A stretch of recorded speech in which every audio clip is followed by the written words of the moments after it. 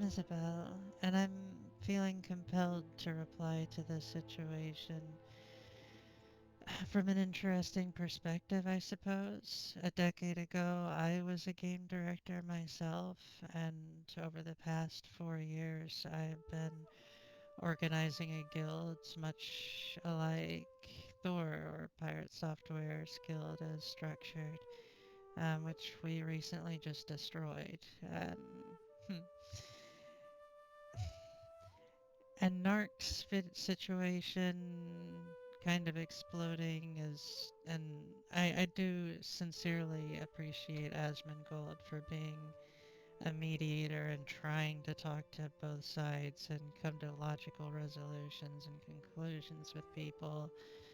Just giving people their chance to actually reach, not only a large but the most engaged audience to really get those messages clear. Um, as much as I hate his fucking fat jokes, I do have a lot of respect for Asman, and um, nothing I say here is meant to be disrespectful. I know that he doesn't take offense to things too easily, and uh, he does have a lot of great knowledge for the industry, which I will point to. But Narc,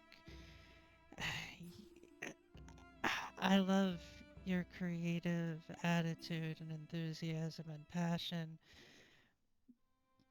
and I understand why you were so upset, and I want to touch on that, but some of it was really misleading, and that sucks. When we look at this picture right here, you have to think about it like this, Narc. From Steven's perspective, try as a developer trying to present something to either an investor or to an audience, people that he wants to be engaged with his product. Would you rather see that, or would you rather see assets placed out like this? And Steven is doing a monthly live stream as a D&D dungeon master, trying to help you envision what it might be like if these assets are all pulled together and actually, you know, put in an environment, what that might look like and how it might be assembled. In most cases, no. We're gonna want to see something like this. It helps us in a customer to just clearly, without any questions, understand what his vision is, even if it's not fully assembled and it's not what is going to be in the final game. It is still real assets that have been developed, and it's a way that's shown in a pleasing manner. It's not deceitful, it's industry practice. This is definitely the part of the video that hit the hardest for me. Asmin, obviously, you have your own issues you deal with, and we all do. I know that my thrall on airplane has plenty of fucking issues. I'll be sure to expose her for some things later. Um,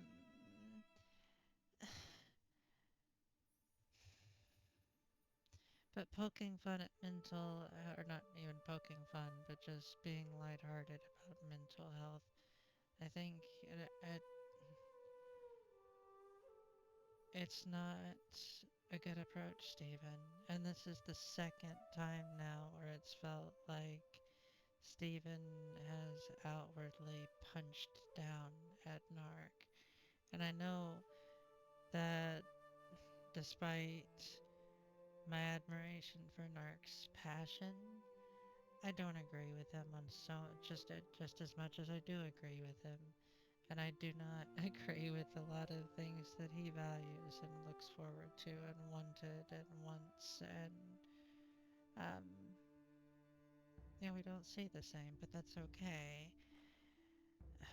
But this is just the second fucking time where I just see this uncharismatic move for who's supposed to be a leader, and this is not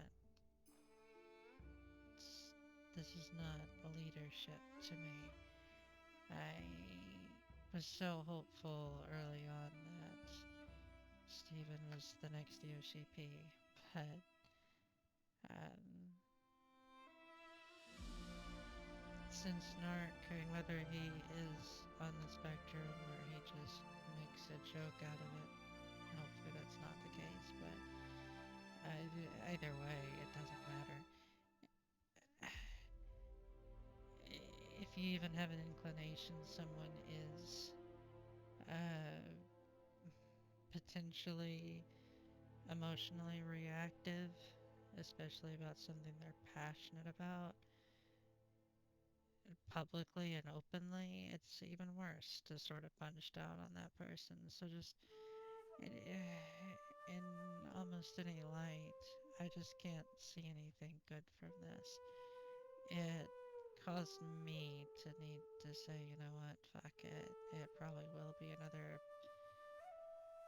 3 to 6 years until it's actually 1.0 released public retail launch, and it's a good point to step away. Now, this is something that obviously Stephen and Asman will be very familiar with behind the scenes knowledge, but NARC, it's just another thing similar to what we've just looked at with assets. When they're talking about progress, this is probably likely what we're looking at, and I'm basing this on absolutely fuck all. But it shows very clearly what is going on, and it's also the problem, Stephen. I think that Narc was wrong in only focusing on the empty space and a form of sort of passionate aggression. However, it does make a fantastic point that when we saw that video 4 years ago from Peon, we were thinking it was going to be about 4 or 5 years. I mean, that was fairly reasonable if he thought, but at this point with progress, it's likely still going to be another 4 to 5 years. And that's fine. It should release when it's ready. It should take its time. I support that. I support it so much. I broke up everything and stepping away myself. And I can watch from a distance. And when it gets to release here, if it gets released here, God damn it, I wish I could cross my fingers on here for fuck's sake. I will be back. Our guild has a plan to reform. However, it's just not worth the resources and the energy for us to continue investing in such a way, not only just emotionally but logically. It's silly. I respect Stephen to a good degree. I wish the interpersonal stuff didn't happen as it did, and I hope that the project does succeed. When I saw it first launching, there were a lot of comparisons that I saw to Yoshi P from 14, and just seeing this passionate developer who just wanted to see this product succeed, and they had this amazing vision. And I hope that that is what happens, Stephen. I really do. I made a recent video, the banner, the thumbnail, whatever is right here, and I did a deep dive talking about different issues and hopes that I had for things, and I still hold true to a lot of that, but uh, so much has happened that we had to take a step back from even where I was still more hopeful about Ashes even in that video. I don't know what I want to do for a game because, as said, 4 years ago we thought it would be 3 to 5 years. It's still going to be 3 to 5 minimum years, and that's fine. But when I see games like Final Fantasy XI took a hard solo approach with Abyssia, and now they've just made more community voting towards more solo options, and 14 did the same thing with more solo options and more streamlining and casualization. And while it's not quite the same in shitification that goes on in other areas of the industry, to a even mid-core or hardcore player for MMOs, it is in shitification. It feels like it's taking away parts of the game that make it or used to make it more special to you. So this has been extremely upsetting, and I don't know what my future will be with MMOs yet, but I'll be talking about that on stream soon, and I'm going to be playing a lot of Marvel Rivals and having a lot of fun. So hopefully I will see you soon.